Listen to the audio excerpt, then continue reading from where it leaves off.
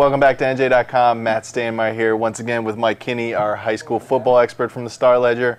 It's Dallas week for me being a Redskins fan, so I had to wear my Redskins rig out. That's right. No problem with that. That's okay. We're going to talk about the top 20, a little high school football first before Monday Night Football. Piscataway, another loss this past week to Woodbridge. I think a lot of people are surprised by this. We talked a little bit last week. They lost to South Brunswick. Everyone was saying Piscataway, best public school in the state. They're out of the top 20. Woodbridge debuts at number 20. What's going on here in Middlesex? I think what you're realizing with Piscataway is that as good as they are in the skill positions, they're losing people. They lost people at the line of scrimmage. Very difficult to replace those good veteran linemen, and they lost some people at linebacker. You lose an all-stater like Matt Racine. You know, you lose some other Kevin Smith, really tough little outside linebacker, and that line they had up front.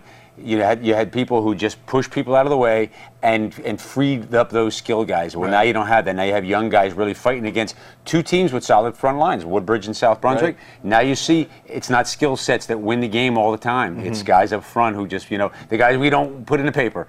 They go and they hammer people and they win games. So Piscataway's got some growing to do. We didn't realize that. We thought those skill guys would get it done. Yeah, and I think a lot of people didn't realize that. I mean, this is something that's surprising to everyone across the state. Another team that's not really a surprise is East Orange. They're just rolling. They're at number 5 now in our rankings. They're blowing teams out. They took it to West Orange this past week, 49-0. Marion Bell, the coach there, has that team rolling. They're clicking on all cylinders. But you were saying they might have a trap game this week with Seton Hall, right? Yeah, they got Seton Hall. Seton Hall lost to Montclair pretty soundly this past week. But people who may be new to watching the Super S's conference would not know, but people who know Seton Hall and East Orange know this is an old rivalry. This rivalry goes way back. In Iron Hills Conference, these guys were Iron Hills Iron Division contestants. They played hard, they played fierce. It's one of Seton Hall's biggest rivalries every single year. East Orange is too. So Seton Hall may come with something that East Orange is going to have to be prepared for. But I love this East Orange team. They have balance everywhere. They've got speed on the edge.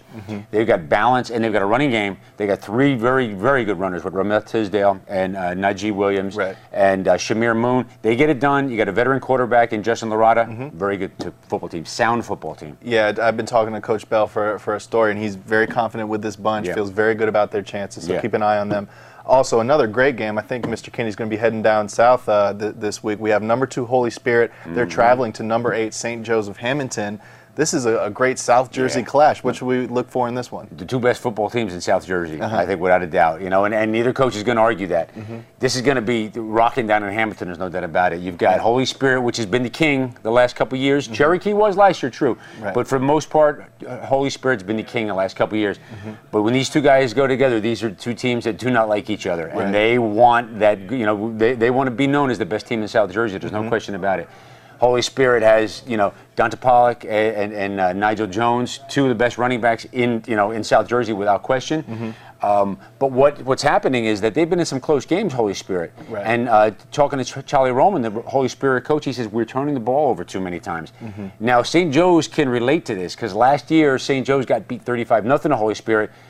But they played pretty well, except the fact that they turned the ball over inside the 50. They gave Holy Spirit the short field. Holy Spirit took advantage of that.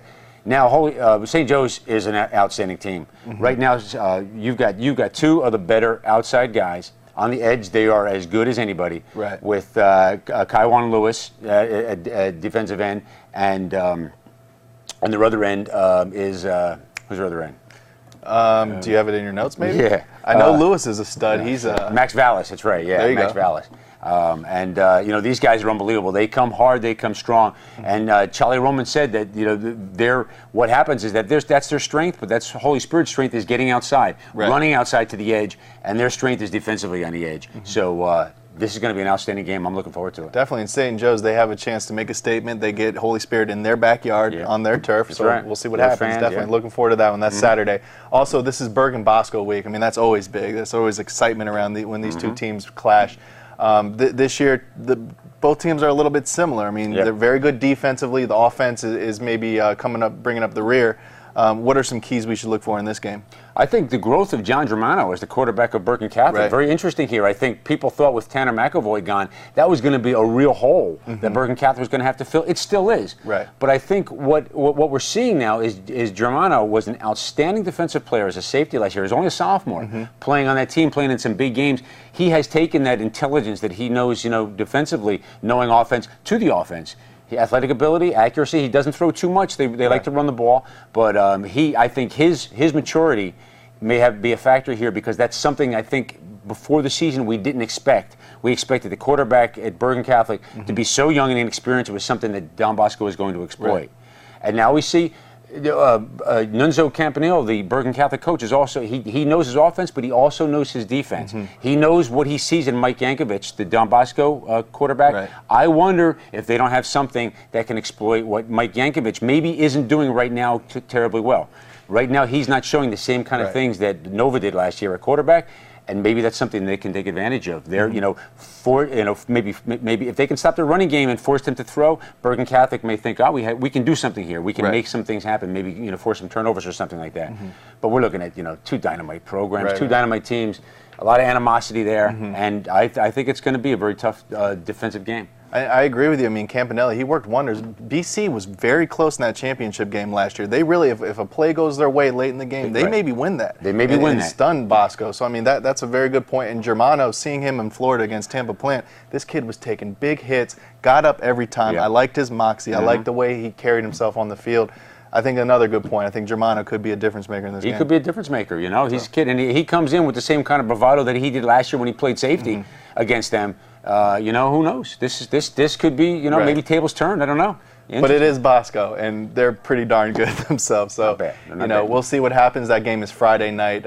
If you can't be there, make sure you're checking out NJ.com and checking out our high school football blog and also the Star Ledger. And now we're on Twitter. Yeah. We're going mainstream now. We're all over the place. You can find us everywhere. So we'll see you next time.